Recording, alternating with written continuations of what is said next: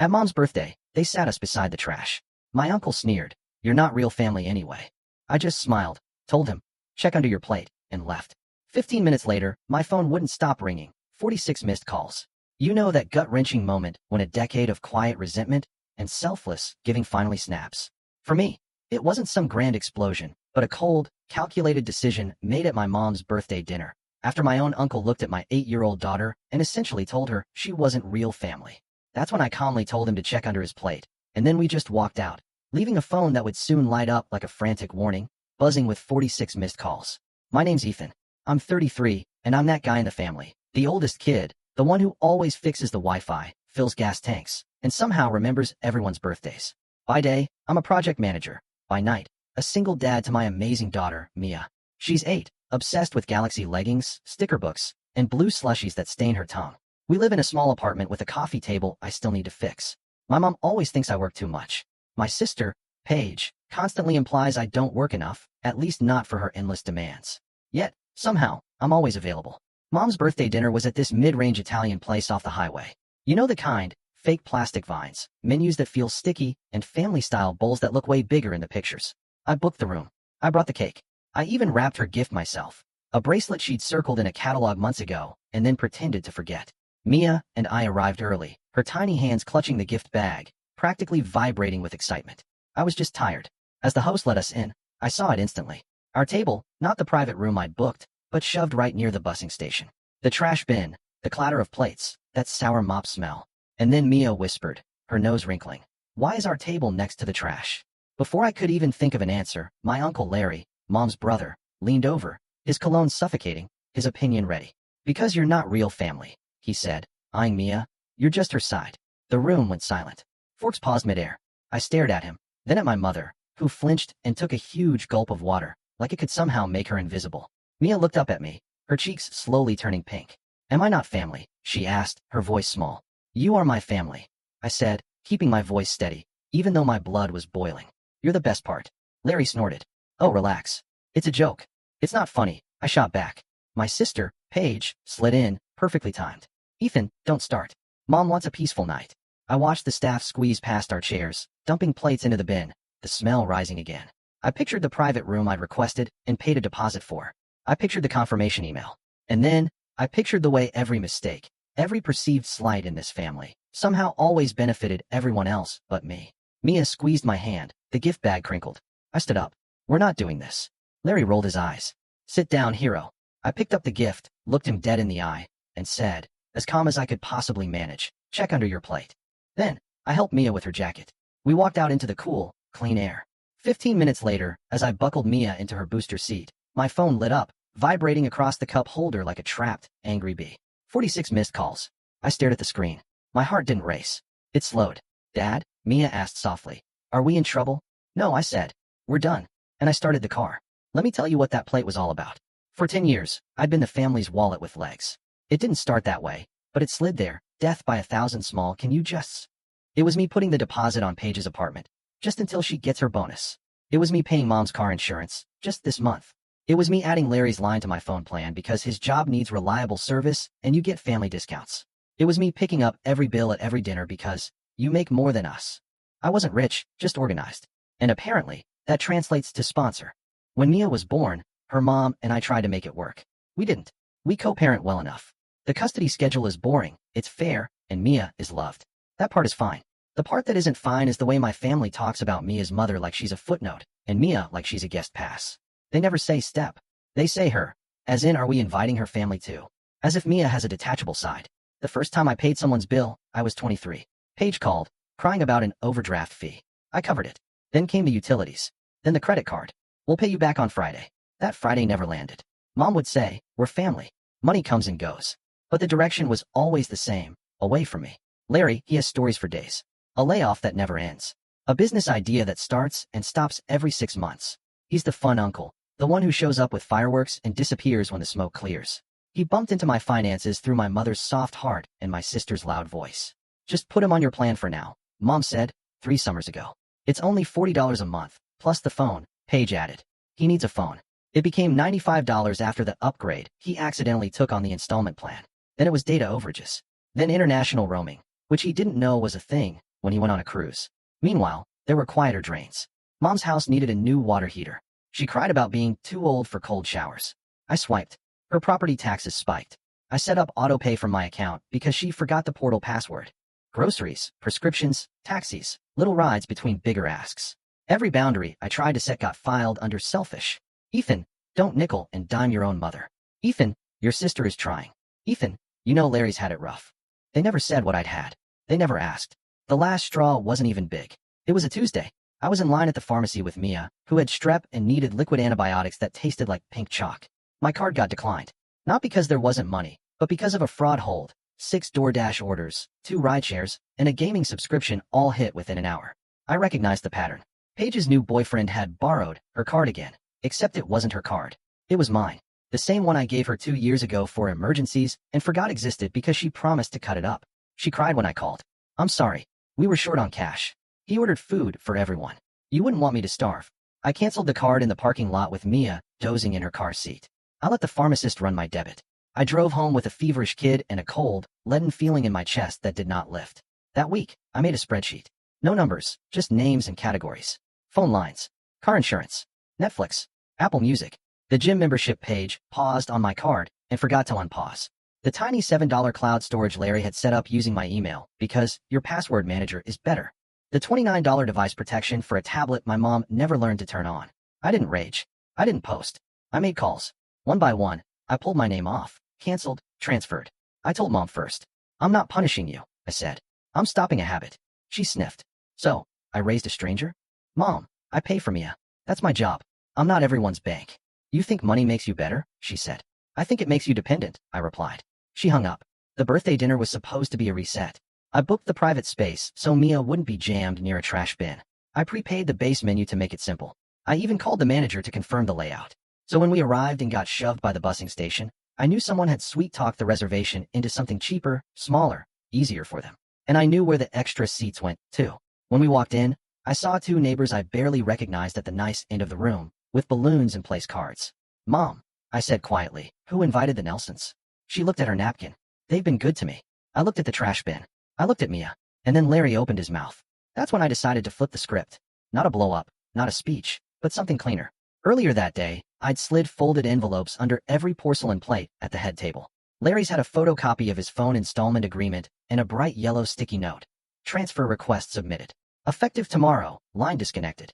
Mom's had the car insurance policy page, my name removed, and a prepaid card for the next month so she wouldn't be stranded.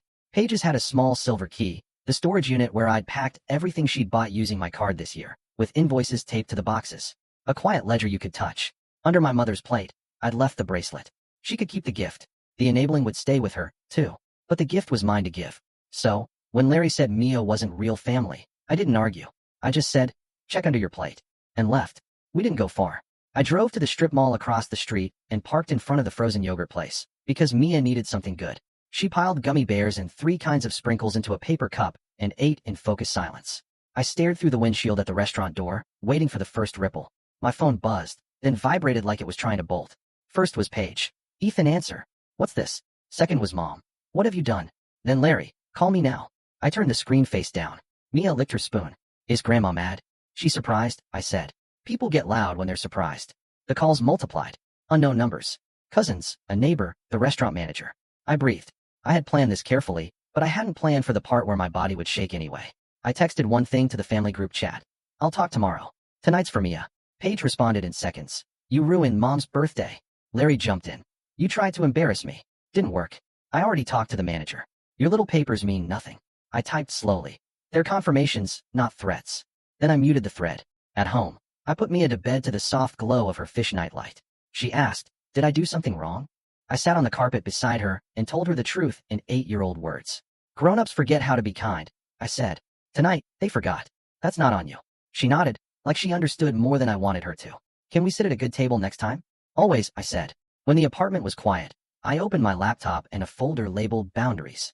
Screenshots, statements, call logs, the car insurance release, the phone carrier transfer ticket, the bank alerts from the last year, the timestamps from Paige's boyfriend's orders, the dumb text where he bragged about eating like a king on my dime, the voicemail from Larry asking if I could temporarily Venmo him rent because my boss is late with checks, a boss he couldn't name. I wasn't going to post any of it, but I wanted the record. At 10:13 p.m., Mom called again. I let it go to voicemail. Then my phone flashed. Incoming FaceTime from Mom home. I almost ignored it, then pictured her face and picked up. She was in her car. The ceiling light made her look older. She didn't say hello. You humiliated me, she said. I paid for your dinner and your gift. I left because Mia was being insulted. I countered. Larry was joking. Then he can laugh at his bill, I said. Her jaw tightened. That man has been there for me. He's been there for your liquor cabinet, I said. And your cable remote. She pulled in a breath like she might throw the phone. This is not who you are. It's exactly who I am, I said. A dad first, and a son who's done being a wallet. She stared. Your sister is crying because she found a key to a storage unit with all the stuff she put in my name. She can cry in climate control, I said. Mom blinked, stunned that sarcasm had come out of my mouth at all. Then came the real card. Family is all we have, she said, her voice small. I looked at my own reflection in the black band of the screen. We had it. We used it up. She ended the call. I slept hard, woke up to silence, then the dam bursting again. 46 missed calls. 36 new texts. Paige had escalated to full performance art. Wow, she wrote in the group. Ethan has always been this way. Cold. Calculated. The man keeps a spreadsheet of us. I didn't answer. It was true. At 8:02 a.m., Larry sent a photo, the paper from beneath his plate. He'd circled the words, effective tomorrow, with a Sharpie and added, if my phone shuts off, I'm coming to your house. I wrote back, you won't have service. Also, you don't know my building code anymore. At 9:10 a.m., the restaurant manager called. I answered this one. I wanted to apologize, she said immediately. Someone in your group changed the room assignment after you booked. I didn't realize the deposit was in your name. Who changed it? A woman named Paige. Of course. Can I pick up the deposit? I've issued a refund to the original card, she said. And I spoke with your mother this morning. We'll send a gift certificate for a separate dinner. Just you and your daughter. I'm sorry. Thank you, I said. By noon, the story had mutated. An aunt texted me a sermon about forgiveness. A cousin I hadn't seen in 5 years called me financially abusive for removing Mom's car insurance. I texted back a screenshot of the prepaid card I left her for the transition month and a contact for an agent who already had a lower quote. No reply. The breaking point landed at 2:37 p.m. in a message from Mom. Your daughter is welcome here, but her mother's side is not. She wrote, we need clear boundaries. There it was again. Her side. As if Mia is some divided pie chart. As if my life is a custody spreadsheet they get to sort. I called. She answered. Say it again, I said. What? Say the sentence you texted. Silence. Then, softer. Don't twist my words. You don't have to twist them, I said. They're already ugly. I raised you, she said, that old weapon. I fed you. I work nights, and now you treat me like a bill. No, I said, like a person who forgot I'm not a bill. She sniffed. If you hang up, don't call back. I won't, I said. Fine, she said. Then we're done. It should have hurt worse than it did. It hurt like a splinter you finally pull. Okay, I said. I hung up. Then I opened the carrier app and hit submit on the transfer request that would peel Larry's line off my account. At midnight, I changed the garage keypad code at Mom's house because I'm the one who installed it. I removed Paige from my Costco membership and my streaming services and the shared cloud. I emailed the bank fraud department and attached what they needed. I scheduled a meeting with a therapist because I could feel how deep the grooves were and I wanted out of them. And then I texted 3 people. Aunt Rosa, who shows up with soup and truth. My neighbor Tasha, who lets Mia decorate her dog with bows. And Mia's mom, who keeps co-parenting steady even when I wobble. Heading to the park with Mia at 5. You're invited if you want. They all said yes. That evening, we sat on a bench under a maple tree. Mia ran on the splash pad, Tasha's dog weaving through her legs like a furry comet. The sunlight made everything look like forgiveness. My phone buzzed on the bench beside me. I didn't check it. Feels weird, I said to no one. Feels right, Aunt Rosa said, handing me a napkin for the drip of melted popsicle on my knee. Sometimes the only way out is to stop paying the toll. The first week after the dinner felt like detox. Day 1, silence from Mom, noise from everyone else. Paige flooded Facebook with a post about financial bullies and cold sons who forget who wiped their noses. I didn't respond. People who know me texted privately. We saw the seat by the trash, one cousin wrote. That was dirty. Another sent a photo I hadn't noticed. The neighbor's kid at the far table, balloon tied to his chair. Perfect lighting, perfect symbolism. If I were dramatic, I'd have framed it. Larry's line went dark at 12:01 a.m.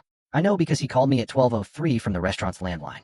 Apparently, he forgot his phone doesn't work without, well, a phone. This is harassment, he said. It's a bill, I said. He threatened. He bluffed. He sputtered. Then he switched to begging. I need it for work. The job you can't name? I asked. Uber, he said. You need a license for that, I said. And insurance.